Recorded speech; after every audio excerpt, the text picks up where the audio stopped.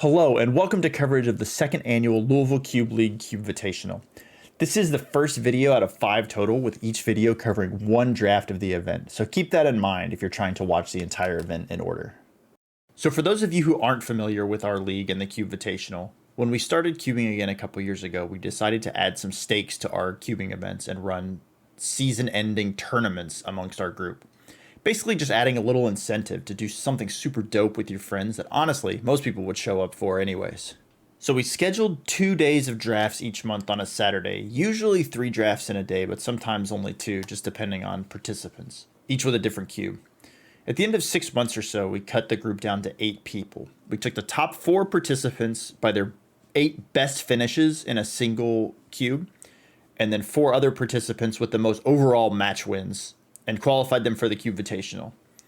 Regular season standings were used as a method of selecting the draft order for the first draft of the event, which we always have as a rotisserie draft. Participants are offered the opportunity to pick their draft position in seeding order. The Cubevitational itself consisted of 5 cube drafts over 2 draft days. The first day we played the matches for the rotisserie cube, which we completed online prior to the event. Then we drafted Bats' Peasant Plus cube and Joey's Synergy cube. The second day started with Prose's Multiples cube, and then we concluded with a seeded double elimination draft of a good old-fashioned vintage cube, with the top 4 seeds getting buys, and the higher seed having play draw choice throughout. The Peasant and Synergy cubes were voted on by all participants via ranked choice, and the Multiples cube was Joey's choice as the number 1 overall seed. If some of those cubes don't make sense to you or you aren't as familiar, don't worry, we'll get into more specific description of them in their respective videos. Each video in this series will cover one of the drafts in the Cubevitational, with each participant featured in one match, with the exception of the final draft. With that, let's hop right into the coverage of the first draft, which was the Rotisserie Draft. Our Rotisserie Draft card pool started a year or so ago as a combination of all the cards that were in the most current Magic Online, Vintage, Legacy, and Modern cubes at that time. We've added cards, whether they were new additions to those cubes or cards that someone in the group thought would be cool over time, and now we're up to a pool of 1,408 cards. There's a link to the entire card pool in the description of the video. I mentioned previously that the draft order for this was selected by participants, and to that end, the draft order for this was Matt, then Scott, Jacob, Bryan, Derek, Bats, Prose, and then Joey. The full draft spreadsheet is also linked in the comments below if you're interested on pick orders. And we'll get into details about each deck as we get into their match. Without a further delay, let's hop into the first match.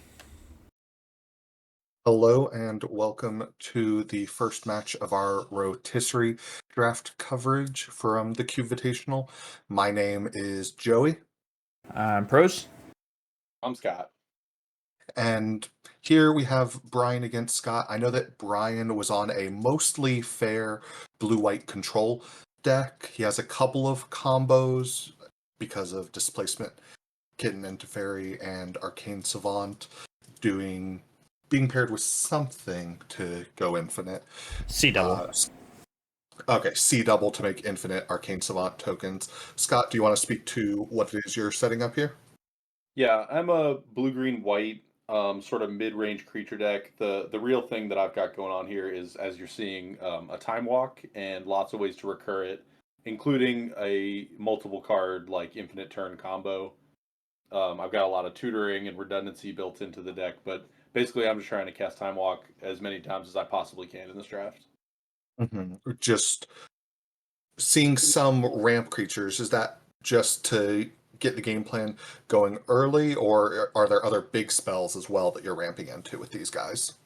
So the combo is, like I said, involves several cards and can be somewhat mana intensive, so I do want to speed that up whenever possible. I also have a Craterhoof Behemoth and a Natural Order for that, so I just want creatures in play anyway. So the mana Okay. creatures kind of combined for both plans here. Okay, so some ability to just play the normal green game plan, but with this other mid-rangey combo finish. Here we see Teferi, definitely not at its best here, but ticking up, I guess, keeps it out of being able to be lethaled. Except that he knows that I have a Time Walk. True, maybe hoping that if you use it to kill Teferi, he's okay trading the two cards kind of one for one. But Yeah, I mean it's likely just a stall to buy time here. He did not know I had this Eternal Witness, so his plan's kind of blowing up in his face. okay, we're And seeing here I just attack face because on this next turn I have enough to directly kill the Teferi if that's something I want to do. so we're seeing now Sit's power, so could kill Teferi and send one at Bryan, or just kind of clock him because that Sit's putting him at 10. So just missing 4 points to be lethal on the following turn. Again, still the option to kill Teferi if we need to. Yeah, and my draw has somewhat slowed a bit. It's kind of all mana creatures in that time walk, so if I cobble together a combo here, I don't care about the Teferi being in play, and if I miss on this turn, I can go ahead and take out the Teferi and hope my board isn't wrathed.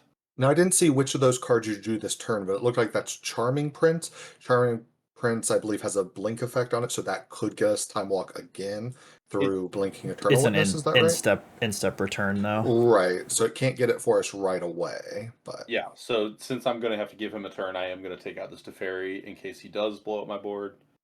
And yeah, my Swords to Plowshare is not looking great, but the Charming Prince this turn is going to let me get Time Walk back yet again. Hey, I actually think maybe I should have scryed though, because if I do get Wrathed here, just having a Time Walk in hand doesn't really get me anywhere. But Now, speaking of getting wrathed, again, this was our rotisserie draft. How knowledgeable do you normally find yourself in these rotisserie matchups? Playing against blue-white control especially feels like a place where really having studied the opponent's deck could have been useful. yeah, I didn't look beforehand. We had said we could look at the draft in sideboarding, so I was just going to play my game ones kind of straight up. I wasn't trying to do a lot of studying Okay. beforehand. Because Brian's deck actually, I think the Wraths are the one thing he's kind of missing, the ability to get back into a game that's gotten away from him.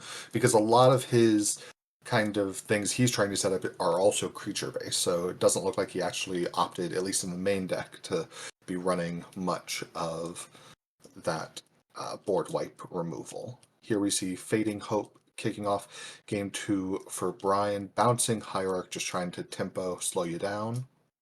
Yeah, and I opened on a tri-land, so that is quite the setback, which also means that I missed my second land drop, so he's gaining an absurd amount of tempo here. Right, we see the Arbor Elf discarded to hand size there.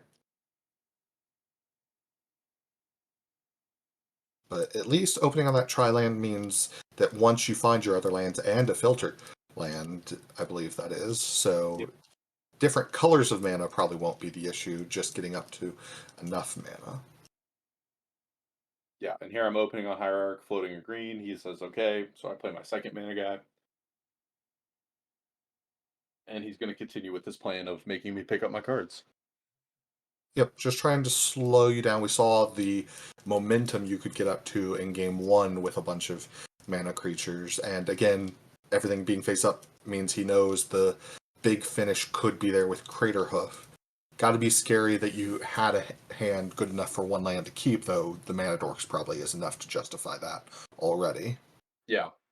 There, Teferi was looking to bounce my creature yet again. I Force of Willed it, on top of that being annoying, but also if it lands, my Force of Will is dead, so didn't seem like a good idea to sit on that. Mhm. Here, Birthing Pod. So, do you have any combos through Birthing Pod, or is it again just the consistency of finding the Spell Queller when you need it, or not Spell Queller, um, Spell Seeker when you need it? Yeah, it builds a little bit of redundancy into the deck.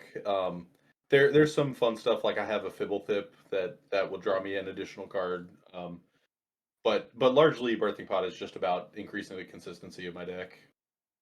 Okay, because I noticed through game 1 and game 2 we have so far seen 1 drops and the 3 drops, Spellseeker and Eternal Witness. I guess we had seen Charming Prince. Here we see him again, and mentioning Fibblethwip. So sounds like enough on the lower end of the curve to consistently be able to go up through. Yeah, my entire deck is essentially 1, 2s, and 3s. I have a Restoration Angel and I have that Crater Hoof. That one's not being potted out anytime, but I just want the redundancy. I want to be able to find my time walk, and Birthing Pod gets me to Spell Seeker more often, and then helps me recur it. Just want to do the same thing every game. Right here, Prince threatening to become Spellseeker from Brian's perspective, but we can see Spellseeker already in your hand, so Brian's maybe feeling the pressure to get rid of it now. And he does. And this is a board wipe that I believe came in out of the sideboard. This is the new one that incubates. I believe it's Sun Scour? Sunfall, yeah. Sunfall. Yeah, Bryan has certainly had his share of interaction this game at least, but unfortunately not a lot of pressure to back it up, or really any. Right. Scott down to 2 cards in hand, but now, if depending on how knowledgeable Bryan is about the deck, Birthing Pod is still a scary card. It's gotten outclassed in many cubes in recent years, but still threatening to do a lot if your opponent doesn't know exactly what's going on. Bryan, I believe, is playing off the top at this point. I think he's just got the card he drew for turn in hand now. So, seeing this crystal shard, do we have a lot of other things for this Spellseeker to be able to go find? I know that you seem to be very creature heavy. Are there other things we're hoping to get by looping this Spellseeker? Well, we saw the swords in game 1 just as like a little bit of interaction. I also have an ephemerate to, blink my value creatures. Spellseeker does dry up fairly quickly, though. Okay. Here we see Brazen Bar coming in for Bryan. I think was probably a turn before this. We talked about how he looked flooded out. Maybe had forgotten about that card till now. I hadn't noticed it sitting up there, but starting to get some of that pressure on now that was lacking earlier. So here we see the Time Walk. And will we have any way to iterate it immediately? 1 mana short of being able to recast to find Ephemerate, but if we have another mana, looks like we could go on this extra turn, Spellseeker, find Ephemerate, get back Time Walk, and cast it if we have 1 more land. Doesn't look like it, though.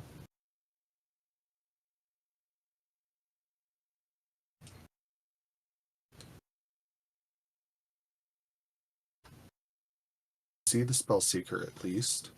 Of note, you mentioned looking at the rotisserie list during sideboarding. Bryan has some counter magic, but again, mostly setting up his combo. The counter here that might be important is Venser, just able to take us down to a 2-turn clock, and Bryan does have the mana for it if something starts to happen, though mana's maybe a little bit tight. Okay. No Venser there. The issue with Venser being that would have tapped him out, I believe, and Crystal Shard could have bounced at least the token to take away a little bit of the pressure.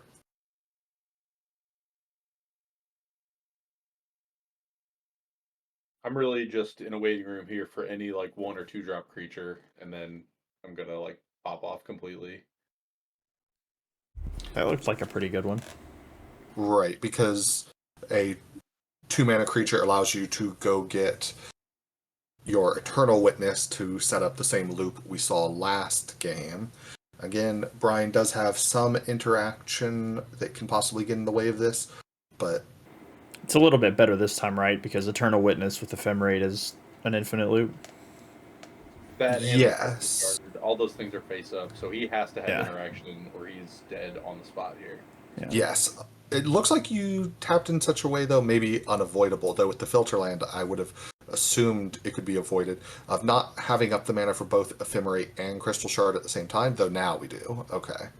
Had a land, you silly goose. We were looking for that land last turn and didn't have it, so. Here, attacking for 1, and it seems like... Yeah, I imagine I'm going to demonstrate the loop here, and that'll get the concession. Yes, if it had just been one, then possibly Solitude or another removal spell could have been enough to interrupt, but here doesn't look like that's going to be possible. So if it had been just the Shard or just Ephemerate, then a removal spell would have been enough, but here would have needed 2 removal spells, and doesn't look like he has it. Okay. And Bryan did end up being able to rally after that match there to win 2 of the remaining 3 matches to go 2-2 at the end of that draft. And I also only managed a 2-2 after that draft. And let's move on into the next one.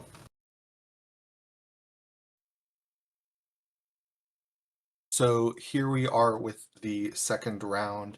It was me against Bats.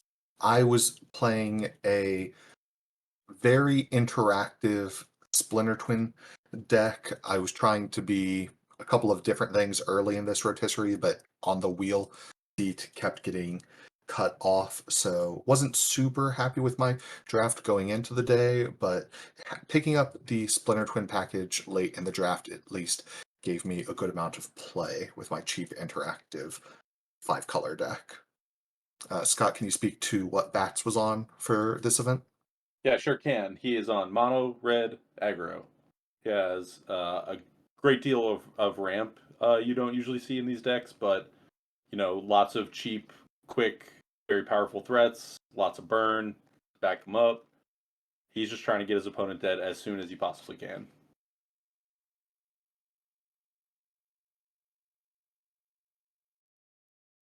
So Joey looks. I think Joey's here on a tanking hard on a 6 because we already saw one mulligan. There we go. Okay. And as we get underway, we see Stevens. I have a lot of non-basic lands to support my 5-color archetype, especially in rotisserie. I like to take non-basics very highly, but it's kind of a joke in the group that I prioritize lands more than anyone else in all our draft formats. Here we see a bit of the ramp that Scott was talking about, just 2 mana on turn 1 for double 1-drops out of bat. Yeah, and on the mulligan note, I mean, again, all of the drafts are face up here in the rotisserie, so I imagine you're probably looking for a pretty specific kind of hand versus this deck. So that Underground Sea coming into play tapped means that I'm paying mana for Gutaxian Probe, not wanting to take the free 2 damage against burn. And here, just reading Embercleave, make sure I understand how its discount works, and taking a moment to write down the hand. So wanting to make sure that through the ramp, there's no chance I'm getting Embercleaved next turn, which would require a 0 mana haste creature off the top. So knowing that I'm safe from that and there isn't another creature immediately to be deployed feels pretty good in my seat. Like I actually have a chance. But something pre-combat. Funnily enough, the Ancient Tomb that he binned with the Surveil there actually would have enabled turn 2 Embercleave here. That is very true. It would have, except he was going to attack with Bomat Courier, so that was no longer going to be on the top of his deck. Sure. That's yeah. true. But it is a way that turn 2 could have been enabled from this board that I definitely would not have thought of in my seat. But, of course, could have always responded with that same unholy heat if that had been the world we lived in. Instead, having to spend it on Lelia means that I'm a little bit afraid of this Bomat Courier getting carried away. Even though Embercleave's a very scary card, what's more scary is if he just goes land off the top, Chain Lightning, and then draw 3 cards. So here I'm going to kill 1 creature now. The issue with killing Bomat Courier that gives me a little bit of pause is that thanks to Chain Lightning, it means I am going to get hit for 3 by this Dragon Rage's Channeler next turn, I already know. But making him spend the mana in case he draws Another 3-mana spell is always nice. We leave on top. You can't be feeling good about that. No, I mean, I feel good about being over 10 life in this matchup with him down to 1 card in hand. And Embercleave is a card that, if I can kill his last creature, means he effectively has nothing. But if I don't have a removal spell here or anything to do with my mana this turn, and here we see Pestermite to tap down his creature, and I do have 2 red mana, so if I have Splinter Twin in hand, can cast that. Would need another red mana for Kiki Jiki if I have that. And interesting, we kept that Surveil on top, but then did not cast it. So we have to think it's likely an instant. True. Sometimes in matchups like this, I'm of the opinion that I can't afford not to go for it, but it's just hoping someone draws a blank. But specifically in this scenario, since we know that card was left on top, that's a much harder thing to do. And he didn't play it, so we're in a bit of a mystery here. That's with Exactly. 3 cards in his hand now, the Embercleave and 2 unknowns. So my best guess at what that card could be would be possibly something like Fire Blast, but me having been at 11 makes that seem less likely. It's just a Burst Lightning. I think the idea being that he didn't need to kill Pestermite right away, though not doing it on my end step for the Surveil does seem suspect. Just trying to make sure he's never drawing anything too blank. Here we see Ledger Shredder. And if I have a second spell, no, it looks like I'm maybe down to 1 card in hand myself. And Abbot of Carol Keep threatening to recoup some value. So I was talking about trying to run bats out of cards, but it looks like he's maybe starting to pull ahead in that respect here.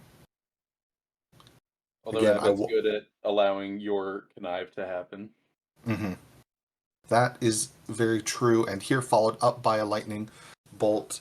Again, not wanting to use that first gets him the prowess trigger here, but it's very dangerous to not bolt my bird first, because if Ledger Shredder had grown out of lightning bolt range, could have been quite dangerous. But here I am dead to Embercleave if I don't have any kind of follow-up. So I also think you're likely to block his 2/3 with your 2/4 if your guy grows, and then that bolt is into it, which is it's a gamble. Like he really wants that damage, and he risked something to get it. right, but he has enough 2-drops in his deck that it was definitely the correct play. There we see I didn't have anything, so Embercleave managed to finish me off. The card I had been scared of all match coming in to finish me off, even though most cards looked like they probably would have done it in that scenario. Just anything triggering the prowess already was going to deal a lot of damage. You did show a decent ability to control the early pressure, though. So how are you feeling in this matchup at this moment, even though So, you're down a game? So I have a lot of very cheap interaction in my deck. Like I mentioned, I got cut off of my strategy a couple of times, but I still have Thoughtseize, Inquisition. We saw last game, Is It Charm, Unholy Heat. I have Vanishing Verse and Abrade. So lots of ways to interact, specifically Abrade and Colligan's Command to maybe blow up Embercleave if it resolves even. But ultimately, I don't have many ways to dig for my combo, and my A plan of just being fair is not gonna matter against his very good aggro deck. So I know I need to dig for the combo quickly if I have any way to do so, and Ledger Shredder does threaten to be a way to do so, though it's dead right away. Which clears the runway for this Ragavan here, which has got to be one of the worst feelings in Modern Magic. Absolutely. One thing I will mention of note, though, is in terms of my thoughts on my path to victory. Like I said, I'm 5 color, and it can be hard to get that mana to come together, even with the number of land picks I devoted. But here, having 2 red in play means, at least if I do find the combo, I'm going to more than likely be able to put it together. Yeah, looking at your deck list, I'm not noticing any basic lands. You were just completely non-basics this whole draft. You get 45 picks in a rotisserie, and a deck's only 40 cards. Don't see a reason not to take the full 40 you want to play. Love it. It does mean I didn't have much sideboard slot. So that Catatian Probe we saw game 1, the Thoughtseize and Reanimate that are in my deck, I'm maybe not even able to sideboard those out. I mentioned getting cut off of other strategies I was trying to go into. I think there's a Thopter Foundry in my sideboard that someone else took the Sword of the Meek to cut off. So very little wiggle room. That's the only real downside here, is we could see some of the slower elements that normally you'd assume I would sideboard out. And indeed, the Thoughtseize is still in the deck. Having a Fable, though, there's few better Thoughtseize targets. You know, there's a lot of downside to casting Thoughtseize versus a red deck, but I think you can also make the argument that most of these cards are going to do more than 2 damage to you. Absolutely. It's just that the interacting with the hand against a deck that is filled with 1-drop creatures is always going to be suboptimal when I'm more likely to just die to the Ragavan that's already in play. But already mentioned several cheap pieces of interaction. The only card I know that I took out after seeing Thoughtseize still in is, I know I probably sideboarded out the red Elemental Blast that's in my deck for this matchup. Sits of the other drafters were blue, so was main decking that one, just trying to dodge bats, and ended up still having to play him. Hey, it can counter Phyrexian Metamorph. That is true. I don't know how much I trusted that to even be in his deck, but definitely not something I'm looking for. So here, now I have all 5 colors in case that had been a thing holding me back. That being my first green source, that Dreamroot Cascade. Bat's first green source as well, though I don't think it probably unlocks as much for him. And interesting to see if he goes for the crew here. Looks like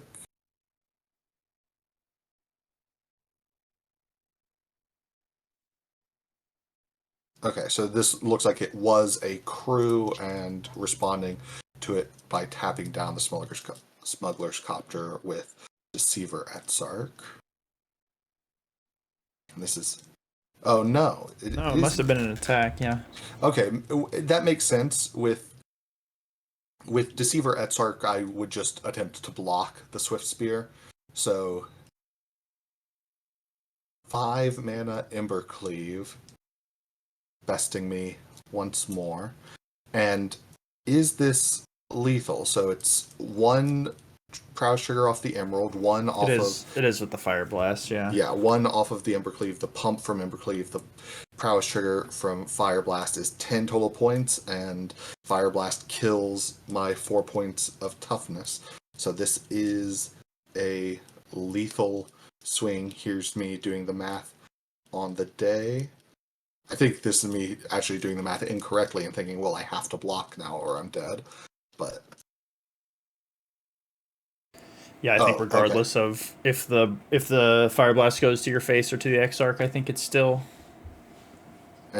enough either way. Forgot we were still resolving Deceiver, so got to untap a land there. Not really anything instant speed green in my deck.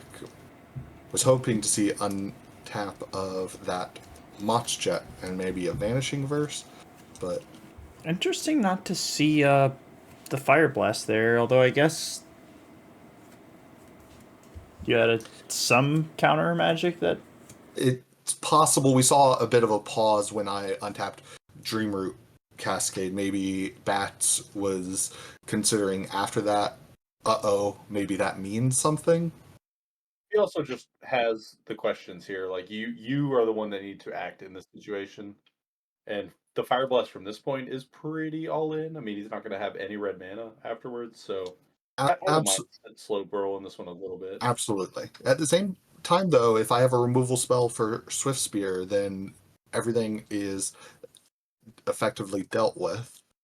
Well, it is, but any we have Copter. Smuggler Copter right back on you, and I don't know. I don't hate slowing this one down just a tad here.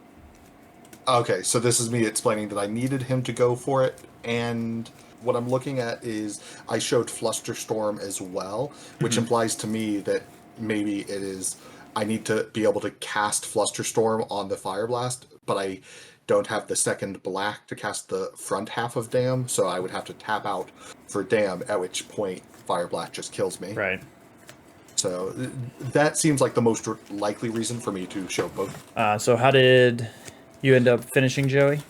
So of the remaining matches, I only managed to pick one of them up to go 1 and 3. And honestly, I mentioned a couple times how the draft kind of felt train wrecked for me. I got outmaneuvered a lot in the rotisserie, so kind of had to be happy with a 1 and 3 out of this one.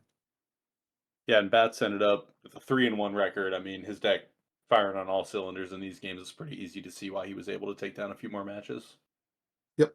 And speaking of a couple more matches, let's check out what we have coming up next. Here we are with the next match. We have Jacob and Derek. Jacob was on a mono blue Time Vault combo deck. Scott, can you speak to what Derek was on for this one? Yeah, so at first glance, Derek is sort of like blue green, kind of mid rangey, touching both red and black for some power spikes. Some of those power spikes though include sneak attack and Minskin Boo, so he's really like up in the power out of nowhere here. Last round got to talk about the ability in a roto to make maximum use out of 45 picks. Jacob playing mono blue here means he's only playing 24 of the cards that he selected during the draft in his main deck. So he has a lot of sideboard versatility, but also he spent a lot of picks on hate picks. If you see any combos missing half of their pieces in the other rounds, it is likely because they are in Jacob's pile of cards that he is not playing, but just had some free picks to take away from everyone while they were scrambling over lands. And Looks speaking like, of scrambling over lands, Derek is one of those people that took a lot of non basics to make this mana base work. yeah, I was about to mention that his mana seems to be coming together very well. He has a lot of very intense mana cost. We see here a Narset, even though he has 2 green-red lands in play. So ambitious, not just in the mana base itself, but also in the cost of a lot of those cards. Jacob picked up a lot of counter magic early, again, not buying into the land fight when a lot of us were embroiled in it. And here you see Sensei's Divining Top, because part of Jacob's artifact based combo deck includes Tinker for Bolus's Citadel. So if he manages to find Bolus's Citadel, that Sensei's Divining Top will allow him to combo through his deck pretty quickly. Here we see Dak Faden. Yeah, and Derek built his deck around a lot of very powerful planeswalkers. We've seen Narset and Dak Faden already. He also has an Oko. He has Jace the Mind Sculptor. I mentioned Minskin Boo. His cards are just, they don't need a lot to do very disgusting things. He just has extreme amounts of power in one piece of cardboard all throughout his deck. See Remand there. Maybe a little awkward for Derek that he accidentally flashed that Hinterland Harbor earlier, maybe wanting to hold on to it for after the deck Faden resolves before considering looting it, but needing to play it here after the Remand. Of note, it looks like Jacob's list, he does have Spell Pierce, but not Mana Leak. So Derek knew that with 2 mana up, he was going to be good there. The only 3 mana taxing counterspell is Mana Confluence, which isn't really a 3 mana tax spell, and Jacob was not on the mana yet to cast that one. So, And Derek, my extremely confident that Jacob didn't have the 2 mana soft counters, as he has 3 of them in his deck. crew. Jacob does have one of them in counterspell itself, but definitely lighter on the permission than you might expect out of a blue deck. I think that's an effect we've found largely in Rotisserie. Once someone starts taking Counterspell, Remand, the mana leaks and miscalculations will start flying pretty quickly. Probably doesn't feel great to be in Jacob's shoes and have your opponent willingly discard a Demonic Tutor on turn 4. Strong point. I mean, at that point, oh, he did have access to black because of ignoble hierarch. And Watergrave. Oh, I wasn't sure if we had the watery grave by that point. Yeah, because he discarded it. He discarded it to the first deck fade. All right, so sneak attack resolves, which spells a lot of trouble for Jacob, and his worst fears are confirmed when a Gristlebrand hops into play. What Jacob may not know at this point, though, is that Derek is not done from this point. He has ignoble for another red mana here, but he also has a Mox Ruby in his list. So I don't think he's even played a land yet, but even if he had, he still has outs to sneak 1 or 2 or potentially 3 more creatures into the battlefield. And he does so with Emrakul the Aeon Storm, which, as it is wont to do, ends the game very quickly. Yeah, Jacob doesn't have much interaction there. The only thing he could have had was Mana Confluence, but we would have seen that much earlier in that sequence. That or Cryptic Command both would have come down earlier, so that 5 mana may be represented in end of turn Sicarian Infiltrators or War of Invention, but nothing that came close to the power level of what Derek was doing there. And we saw Derek's strategy there played beautifully. Just every turn after my mana is set up, I'm just going to hammer you with powerful card, and eventually you're going to stop having the answers for them. Right. Definitely more on the expensive side of the play a lot of colors deck than my more cheap interaction version. And we see the strength of just getting to run out those powerful haymakers one after another. Didn't even have some of the more powerful planeswalkers Scott had mentioned before. But we see Jacob ramping here very effectively, taking his turn to have all the mana with Soul Ring into Dimir Signet, setting him up to already have 6 mana as early as his 3rd turn. Derek with his own Signet. Now, a bit of a scary spot for Jacob if he doesn't have an answer to Dak Faden, because you definitely don't want to let Dak Faden come down and steal one of these mana artifacts, putting Derek right back in the driver's seat. So hopefully for Jacob's sake, he has an answer were Dak Faden to be on the other side of the board. Though it doesn't look like we're going to see that yet. Just an ignoble hierarch, not the most impressive turn. Yeah, it looks like there was an expressive iteration in hand for Derek. Maybe I'm seeing that wrong, but I'm interested that we didn't see that this turn. Could have used the Signet off of Watery Grave to cast it, and still had the green floating for ignoble hierarch with a land drop still to be made. I was going to say, I wonder if he's sitting on Miscalculation or Make Disappear. Yeah, but those are bold to sit on when your opponent has opened on Soul Ring Signet. Like, it's going to be very hard to get anything with those counters. I would have liked to see just a commitment to the board for this iteration, but... Right. The fact that he could have iteration last turn and still played Ignoble Hierarch makes that feel appealing, but maybe something specifically that he was afraid of out of Jacob and wanted the miscalc for, or just planning to cycle it depending on what he had. Here we see Remand on iteration. Signet looking slightly awkward. And we're just going to see a Jace Vryn's Prodigy.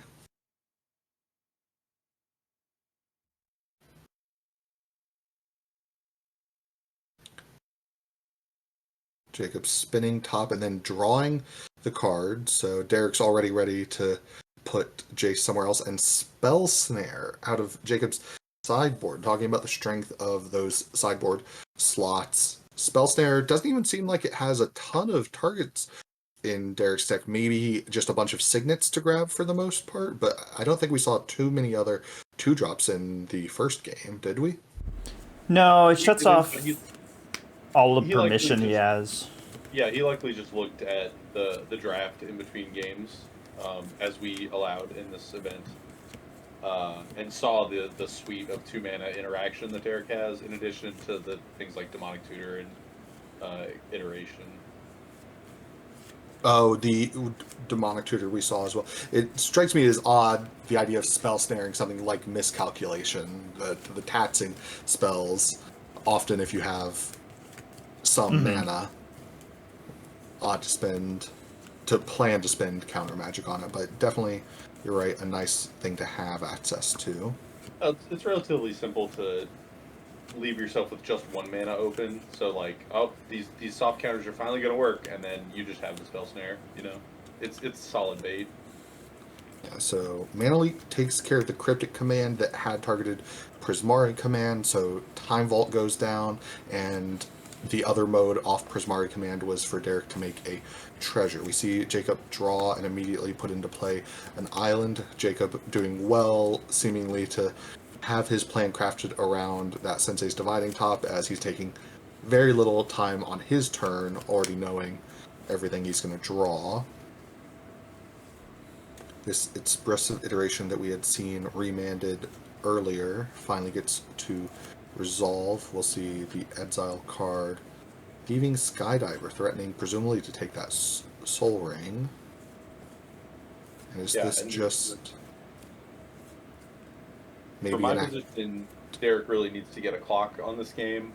We did successfully destroy the Time Vault last turn, but there's an Academy Ruins just sitting in play, so it's only dead until Jacob decides he wants it back. Yes. And here we see Snapcaster Mage, which could flash back that cryptic command that we saw get countered earlier, give Jacob more of the aggro route. But we see Remand instead. I guess that can't be cast. So this speaks to wanting to activate Academy Ruins this turn, it feels like. So I expect we'll see Academy Ruins activated here, presumably putting Time Vault back on top. Oh, might as well spin the top first, see another card deeper. Those cards go back very quickly. But no activation of Academy Ruins. I would have assumed in that position that we had the game locked up with Derek tapped out, but does not seem to be the case. Yeah, I feel that once you activate the top, I don't think you want to Ruins after, right? Because then you just end up drawing your Time Vault that you don't have anything to pair with it yet. True, but you might as well, if you have the extra mana, look at the third card before you cut it off.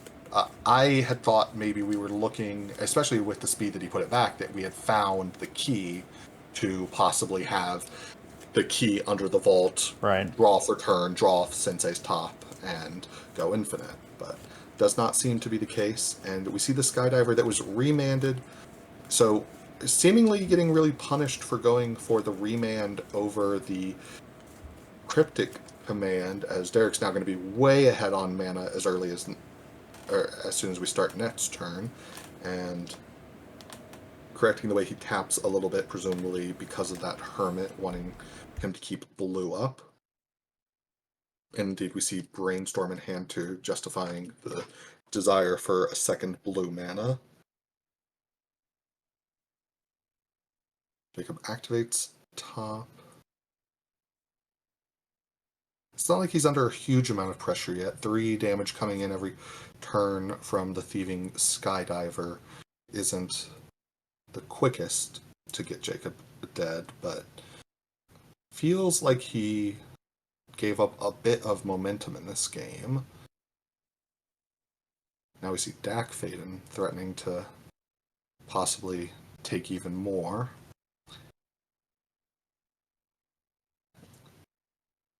Even though he has a fair number of lands, Jacob's deck does want to often spend a lot of mana in a turn, either through cantrips or piecing together multiple pieces thanks to Sensei's Divining Top. So, picking apart his mana, definitely a viable strategy out of Derek, if he decides to go for it here.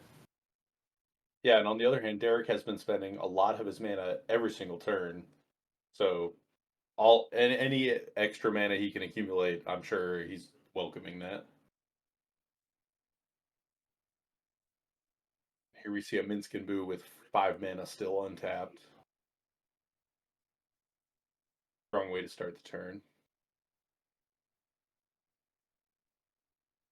Shuffle away those Brainstorm undesirables.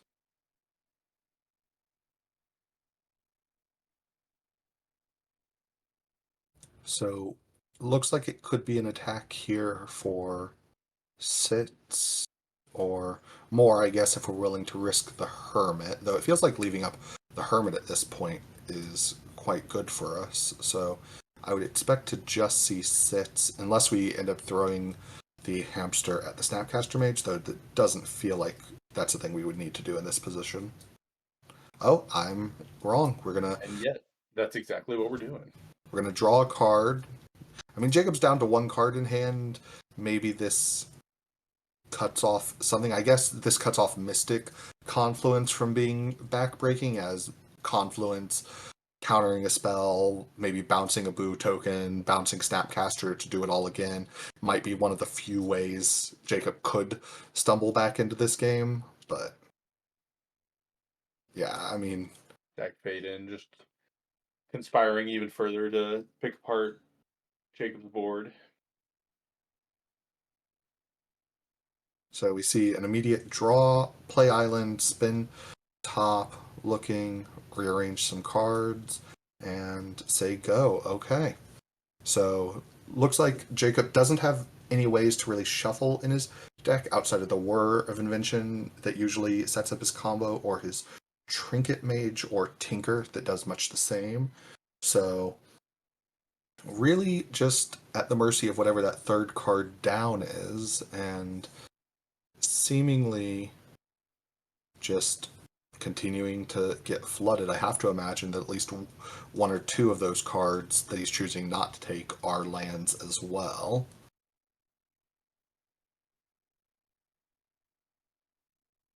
I think, I might be wrong, but I think we just resolved our Deck Fade and Plus as if it were a Brainstorm. I think we put 2 cards on top, which is odd. Um, Are you sure that we Maybe- weren't resolving a Jace brainstorm? Deck being at 2 Jace has implies. not been played yet. Maybe Oh, we were okay. like shortcutting through that. Maybe he announced the Jace before N- he. No, definitely. Deck being at 2 definitely implies that that was just the. Okay, well now we're Here- Jace here we brainstorming, see so yeah. the Jace brainstorm. Yeah, so Slightly scuffed, but Derek is way ahead here. yeah, another shuffle effect afterwards in Demonic Tutor. Here we're going to see a draw. Feels like this needs to be Mystic Confluence. It's just Force of Negation. Means the game isn't just over, but kind of feels like it is. And here we're stopped actually with the Force of Negation on the board. So we're seeing Malevolent Hermit activated. This does a couple of things. It taps Jacob low. So, I mean, Derek has to assume he doesn't have any other interaction. But the big thing it does is it lets him flip the Hermit as now a little bit more aggro. Would have been nice to make the attack first, but still more than lethal next turn. As Jacob, again, just has to look with top and hope to find something, but I'm not even sure what he could find at this point. No way for him to really put the combo together. I guess Tinker Bolus's Citadel, but his life total's low, so he'd have to get pretty lucky, but that is a way. We're Tinker 1 mana Bolus's short Citadel. of, if there's a key there, right? Because 3 to put it on top, 1 to draw. Yeah, we're 1 mana short. Well, also, it can only draw one of the cards, not both of them. Oh, sure, so, sure. Yeah, this was the main phase. Yeah. Yeah, indeed, because he had flipped it last turn to find the Force of Negation. So here we see Dak Faden go up, a couple of cards down. In the correct zone this time. Jace. Well, Derek is a known activated. zone abuser, so, Yeah. As we see the cards strewn about. Resolving Jace Brainstorm, it feels nearly just cruel to be doing all this before just making the lethal attack, but I guess technically correct to be fully armed for whatever happens. We're not even worried about Cryptic Command here. I mean, I guess Mystic Confluence could buy a turn.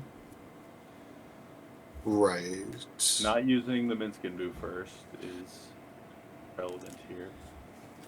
Right, it threatens to throw any of the creatures, though none of them besides Boo are going to be big enough anyway.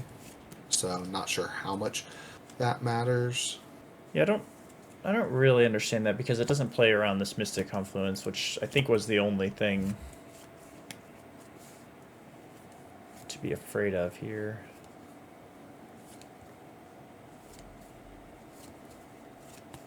Right. I'm trying to come up with some sequence where throwing something else makes more sense, but I guess if we have a seems creature in our tricky. hand, that could matter. But again, I think the only card we're playing around here should be Mystic Confluence. So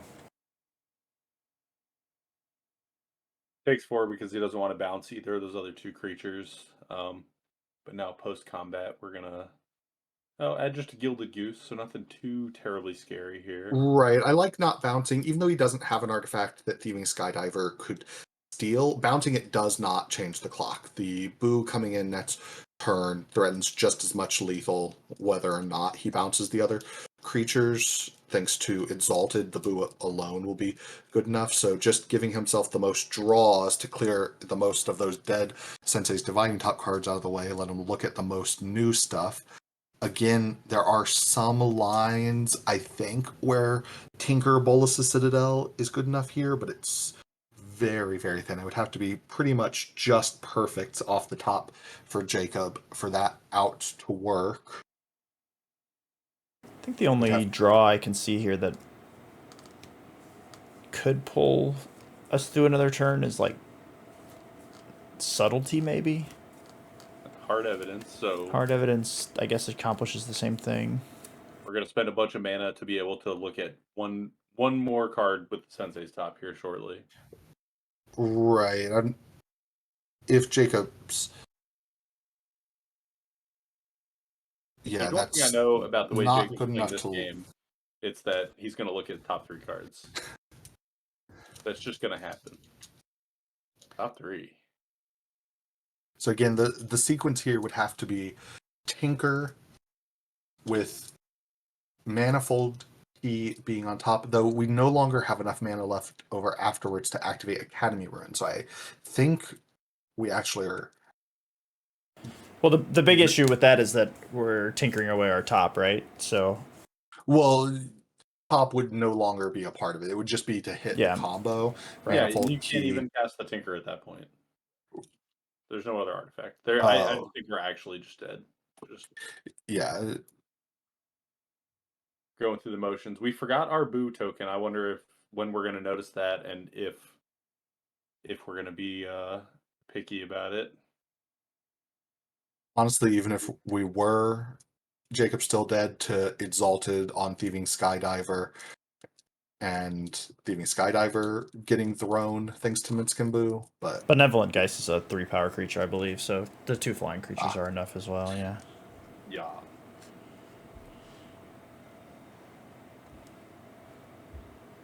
any number of ways Jacob's just dead here, but just gonna make Derek make the attack.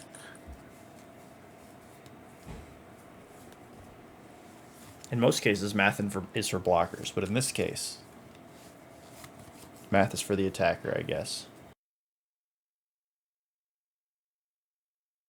So it looks like this is one colorless floating Narset.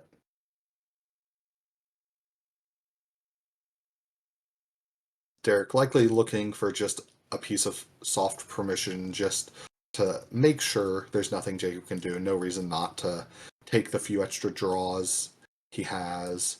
Turning the food into an elk, another attacker that threatens to get in. Plus on the Boo token here.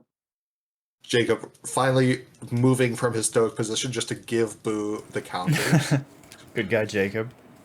Pointing to his crab, presumably saying this guy's going to be good enough to stop lethal. Derek with some more permanents, because why not? And there we go. Yeah. Okay.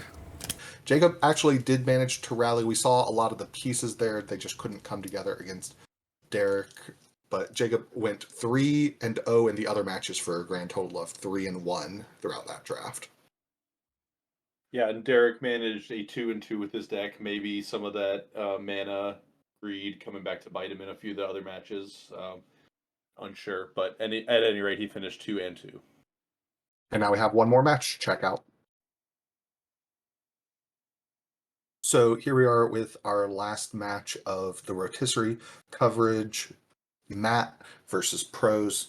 Matt was on an artifact aggro deck. We saw Jacob last round, even though we didn't get to see it come together, was on a very combo-oriented deck that used some artifacts. Matt is going very artifact-wide with his blue-white artifact deck here. And Prose, can you speak to what you were playing here? I was playing a 5-color deck. Wanted to play Invasion of Alara and Omnath, Locus of Creation going in, so just kind of went down that route. Didn't come together as well as I would have liked it to. But yeah, a lot of powerful 3 and 4 color cards in it. Pretty stable mana. You can see the Dryad of the Elysian Grove after playing 2 creatures that make any color of mana coming down. So right, a little hesitant at first seeing 2 basics. Yeah, in your 5-color deck, but Dryad definitely clearing that up a little bit. It is worth noting that the deck has 4 basics in it, so having 2 of them as the first 2 land drops here was kind of unfortunate. But so those plus Dryad Arbor presumably being the 5 monocolor lands in the deck, so drawing 3 of the 5, definitely not great. And Ingenious Smith here, impulsing for an artifact, finding Black Lotus. I imagine we'll see that Black Lotus at least to put a counter on the Smith. And probably see some aggression starting here. Looked like Matt was picking up his deck. I wonder what he's casting off of this Black Lotus. Okay, so far just Dispatch, so 2 white mana floating, presumably, and going after your mana in some way here, even if it's Dryad. One white mana. Lodestone Golem's in play, but... Oh, true. Lodestone taxing it, so just 2 mana left, 1 mana on Shadow Spear, so didn't even need to tap that land from my count. Yeah. But... So using the Black Lotus just to cast Dispatch must feel nice, at least. Could have been a lot worse. Right. When you saw that Black Lotus. Oracle of the Alpha here, one of the cards I picked pretty highly in this draft. Right, we've seen people have a bit of trouble kind of wrapping their head around the power level of that card. Shuffling so many cards into your deck, if you don't have any way to draw a bunch of cards, any of the Wheel of Fortune style draw 7s, it can maybe be a little awkward to shuffle all those in, diluting your deck, but definitely very powerful cards you're adding to the mix. Mm-hmm. Did you have any kind of combo finish in this draft to be drawing towards with all of that? No, nothing, no like loops or anything like that. Mostly just the idea was just getting enough of the uber powerful cards going to kind of run over the game. We see a double block here allowing Oracle of the Alpha to trade for Lodestone Golem, so that must be nice. Talked about the multiple colors of your deck, but inherent to multicolor decks are a lot of those spells are going to be pretty expensive, so I imagine getting Lodestone Golem out of the way. A very good feeling here. If there had been a removal spell to make that not a trade, but instead just a chump, definitely would have felt like Matt was way ahead. Though with 4 artifacts in play, an equip of the Shadow Spear still is pretty scary. So Mana Vault first. Another artifact in play. Now it looks like 4 mana for Stoneforge Mystic, 2 mana floating, possibly for that Shadow Spear.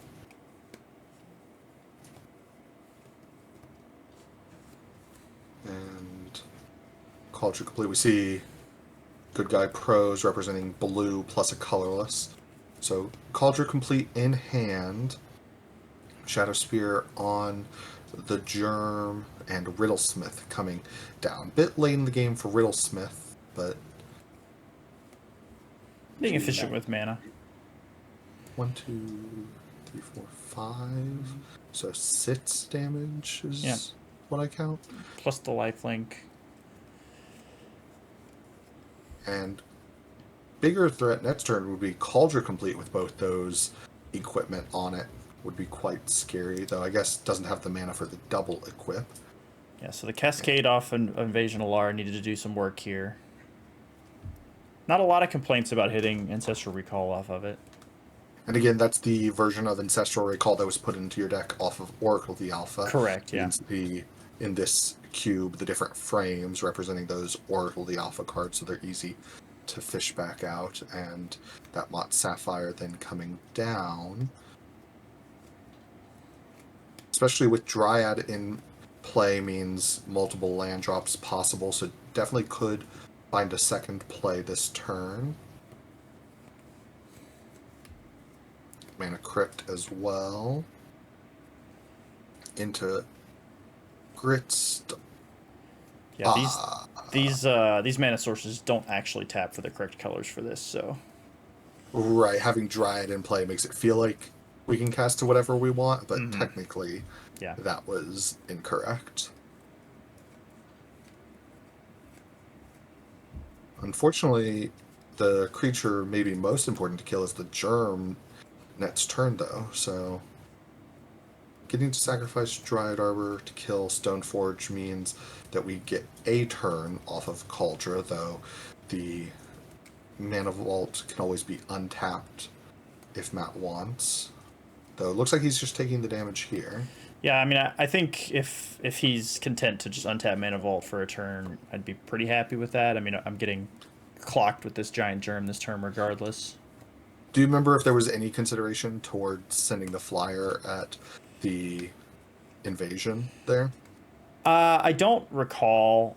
I think it is probably a defensible line to take. Although there's always the consideration of just needing the toughness against the trample creature here. True. It looks like because of Dryad blocking Riddlesmith leaves us actually dead. 1, 2, 3, 4, 5. Yeah, so we do need it to be able to block, and these seem like the obvious blocks. Okay. Yeah, no way to have done it. The Shadow Spear's given the Giant Germ trample, so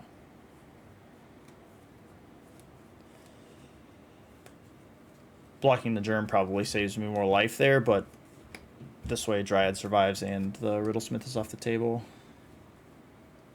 Well, the Germ has trample as well, thanks to Shadow Spear. Right. But blocking it with the 4 toughness creature blocks 4 damage instead of the 2 from the Riddlesmith, but I don't think that life really makes a difference at this point.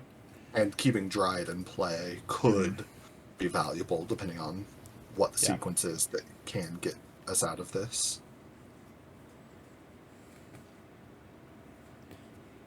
Fresh Identity on Nettlecyst is a start. Indeed.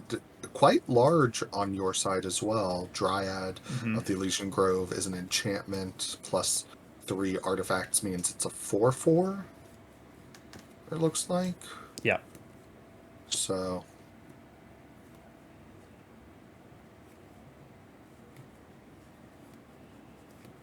the more distressing part is Matt is at 31, you are at 4 with a Mana Vault in Mana Crypt in play. So starting to work on the invasion. Grit's putting it into the graveyard the Mott's Emerald that came off of the Oracle earlier. So here we're going to see the untap.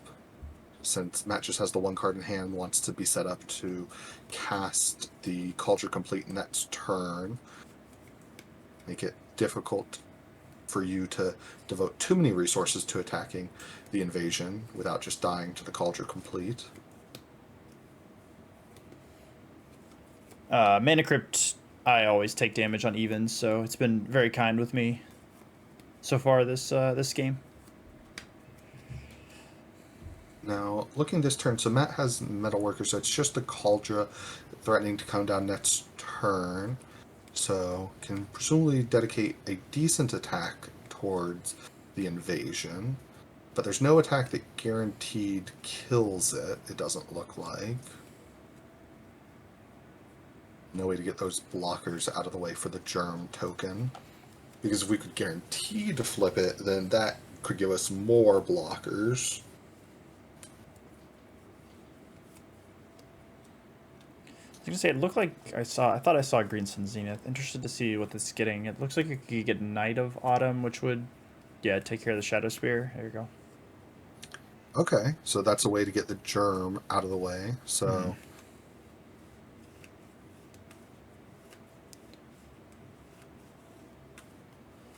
and Assassin's okay. Trophy. Ingenious Smith also out of the way. I spoke too soon. Easily able to flip the invasion now. Because that's 5 at it, 2 at Matt. Put him at 29 and flip. So do you want to go over everything this card does? Oof. So it's drawing cards, first of all. That's what's already happened. It's going to make a copy of a permanent I control. And it's going to destroy a permanent Mad controls. And then put 3+1/+1 counters among creatures I control. Indeed. There is also So put an artifact from your hand onto the battlefield, but I don't have any of those, so... right. Most of the artifacts in your deck are, at this point, the ones from Aura of the Alpha, and those cost 0 anyway. Yeah. It looks like that was Night of Autumn blowing up our own mana. Yeah, we copied Night of Autumn, blew up our own Mana Crypt with the Night of Autumn, destroyed his Mana Vault with the Awaken the Maelstrom, and put the counters on the Night of Autumn copy. Okay.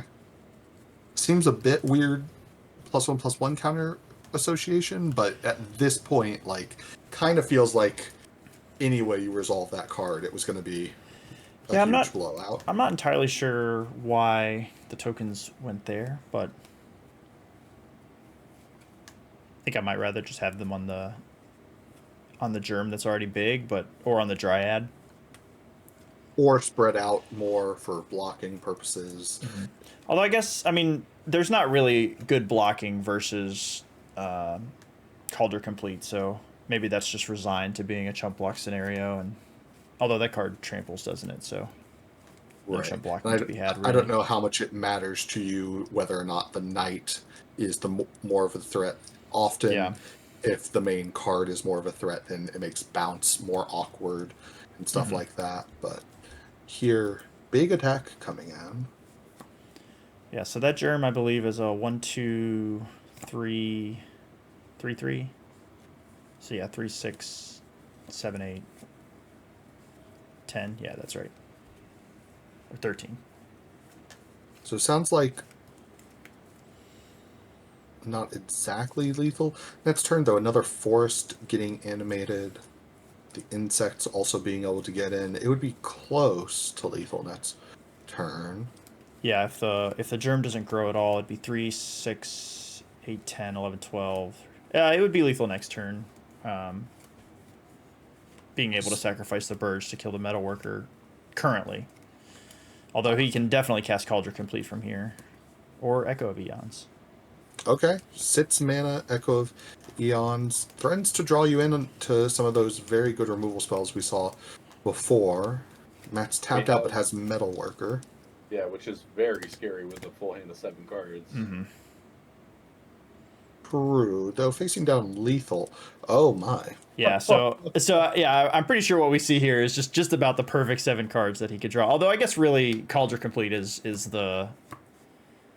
really the crux. Everything else is just kind of a bonus, but true, but you have a lot of toughness back, so it's difficult for Cauldron Complete to be lethal without the trample from Shadow Sphere, or excuse me, without the cranial plating giving it the buff, but this looks like way more than lethal. Yeah, it is close, but I believe it is just enough to be lethal. Because let's see, 1, 2, 3, 4, 5, 6, 7 toughness that I have, and he has 8 artifacts. 5, 6, 7, 8, 9, 10, 11, 12, 13, 14, yeah.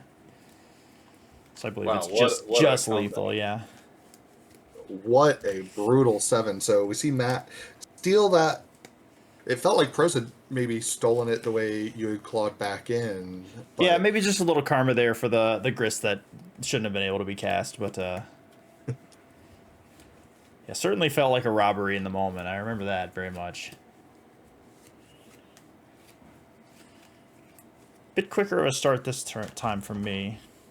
Yeah, turn 1 Farseek off of Mana Crypt. And another odd roll, so at least the Crypt still being kind to you. Yeah. Mana is a little awkward this time. We have a dual and a filter land, but they're the same 2 colors, so... Indeed, just missing currently missing white mana. Light mana. Mana Crypt finally betrayed me. Still, some color combinations still going to be difficult, even outside of that. We see a fetch here resolve, but not finding white mana. So maybe speaking to the fact that there were myself and Derek also on 4 or 5 color, making that polluted delta did not have access to white mana. Some of the land selections a little tricky. Mm-hmm.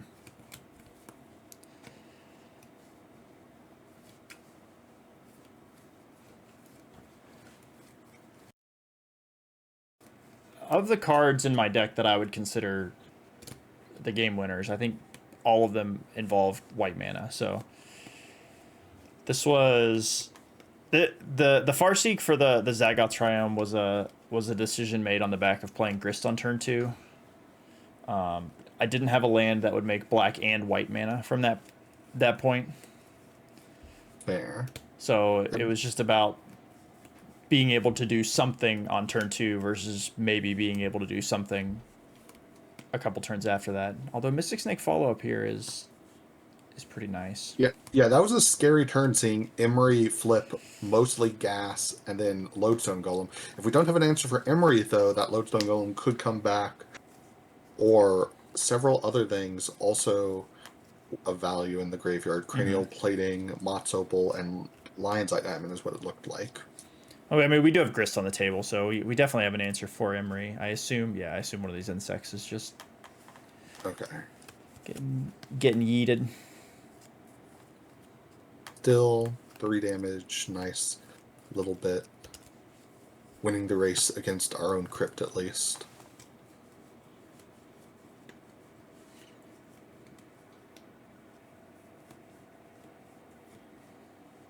I definitely see at least Omnath in my hand, so... I think the other card might have been a Tratza. Yeah, that sounds right, so... So, 2 uncastable spells. Just needing white mana, though, and, if you draw white mana next turn, a Tratza on this fairly empty board would be quite powerful. So playing the Ballista, taking out the other insect... And no more really attractive Grist sacrifice targets, although I guess Dryad Arbor doesn't feel too bad to throw away. Right. And the one benefit of your position here is, even though you're missing the mana to cast your 2 powerful spells, as long as you don't draw a non-white land, you're probably in a good spot here, as you can cast most of your other spells, and Nissa here, a fairly powerful one off the top. Yeah, Nissa certainly was a good card to find here. There's a little bit of discussion here because the targeting the Dryad Arbor is actually not a great idea, and Matt very graciously allowed that to change.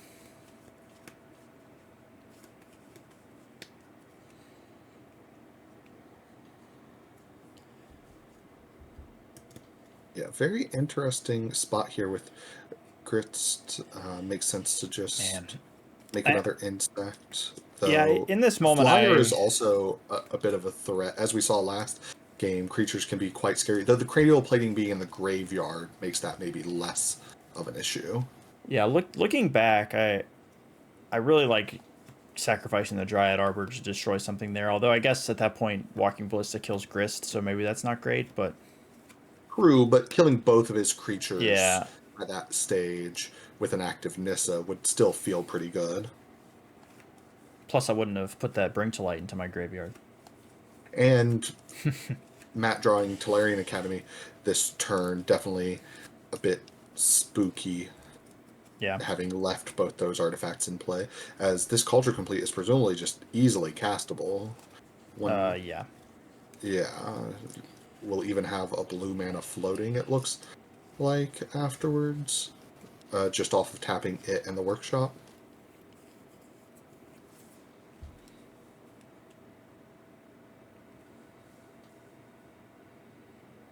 This looks like an improvised Cannoneer first.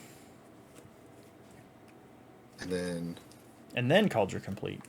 Ooh, what a turn. Which I don't think there's enough mana to equip it to the Cannoneer right now. Not right But now, no. If there were, that would be a huge amount of damage coming in. Yeah. As if those 2 cards on their own aren't enough. Yeah, being able to equip that this turn would have been pretty backbreaking.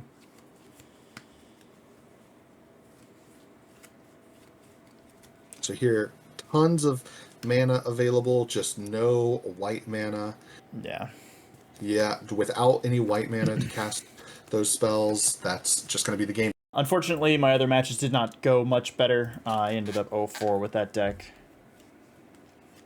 And Matt continued to perform very well. You see his pieces able to fit together in a lot of different combinations for very quick, aggressive starts. He was 3-1 in that draft.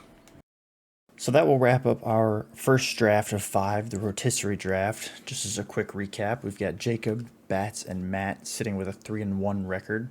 We've got Derek, Bryan, and Scott sitting at 2-2, Joey at 1-3, and Prose at 0-4. The tiebreakers for the people with the same record is their game win percentage, which isn't included on this graph, but was calculated as the day went on. Next up will be the Peasant Plus Cube, so keep an eye out for that video coming soon. If you are interested in any more info about any of our drafts or the league in general, feel free to check out the links in the info panel for all of our socials, Discord, etc. Thank you again for watching, and we hope to see you again next time.